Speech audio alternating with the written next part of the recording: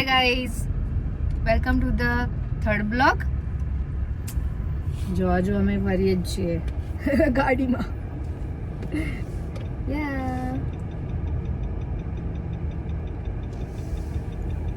જો આગળ તો મસ્ત છે, સી યુ કેન સી. આજે હું તમને છે ને કેનેડાની વિઝિટ કરાવું છું. તમે જોઈ લો, તમને એવું થાય નહીં કે અમે બહારની કન્ટ્રી જોઈ નથી. હું તમને બતાવ્યું છું કે અહીંયા કેવા કેવા ઘર ને કેવી રીતના બધા રહેતા હોય છે. જો અહીંયા એક ગાડી આવશે મસ્ત યલો કલરની. જો કે આપણા ત્યાં તો આ બધું પ્રિફર યલો કલર ના કરે ગાડી માટે. પછી આ બધા યલો કલર ને એ બધા છે ને બહારની કન્ટ્રીમાં જ સારા લાગે. આપણા ત્યાં લઈને ફરીએ ને તો કોઈ શું જોઈને કે આને લીધો હશે. જો પેલું મોમોઝ, ચીઝી કેક્સ દેખાય છે. C yoga centre and everything. જો અહીંયા સ્ટ્રીટોના આવી રીતે ઉપર નામ લખેલા હોય.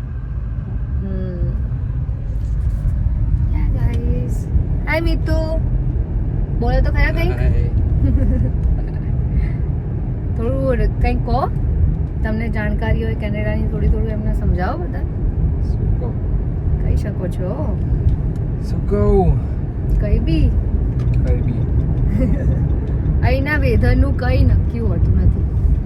જો અત્યારે એકદમ તડકો છે તો થોડી વાર અહીં ઘાટ આવે તો એકદમ કેવું વરસાદનો માહોલ બી થઈ જાય. કંઈ નક્કી ના હોય એમ.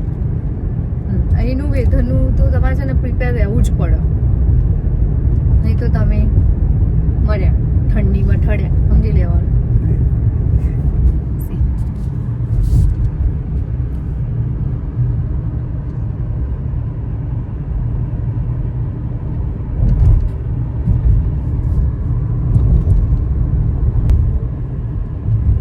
શું છે?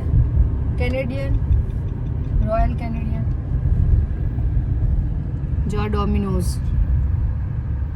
આપણા ઇન્ડિયા જેવું જોયું.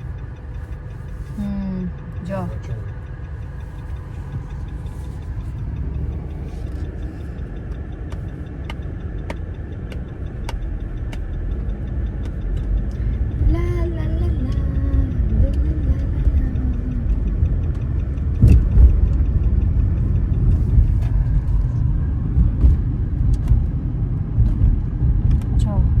બધા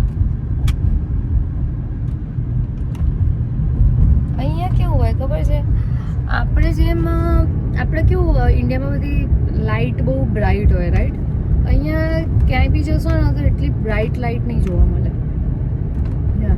બહુ ડીમ હોય. એ હું તમને બતાવીશ સેકન્ડ બ્લોગમાં.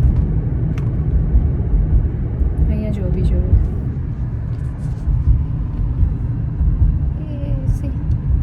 અહીંયા ગરાજ હોય, ગરાજ. કારણ કે અહીંયા બરફ પડે, રાઈટ?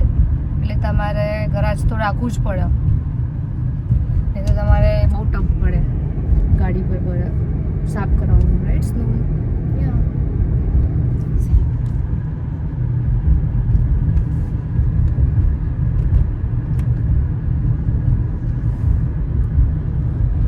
જો આવી રીતે નામ લખેલું હોય, હાર્ડિંગ.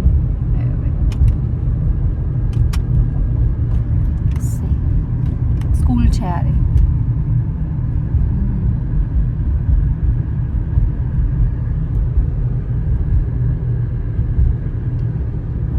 જો ખટારો, આપણી ભાષામાં ખટારો.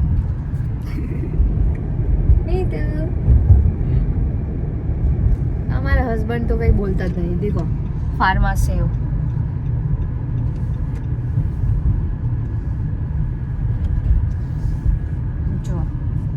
અહીંયા પેટ્રોલ પંપની એક ખાસ વસ્તુ છે કે અહીંયા કોઈ હોય જ નહીં એમ.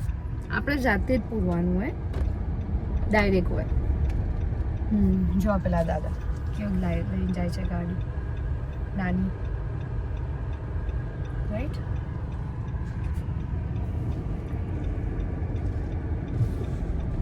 ઓકે ગાઈઝ, ચલો મળીએ નેક્સ્ટ બ્લોગમાં.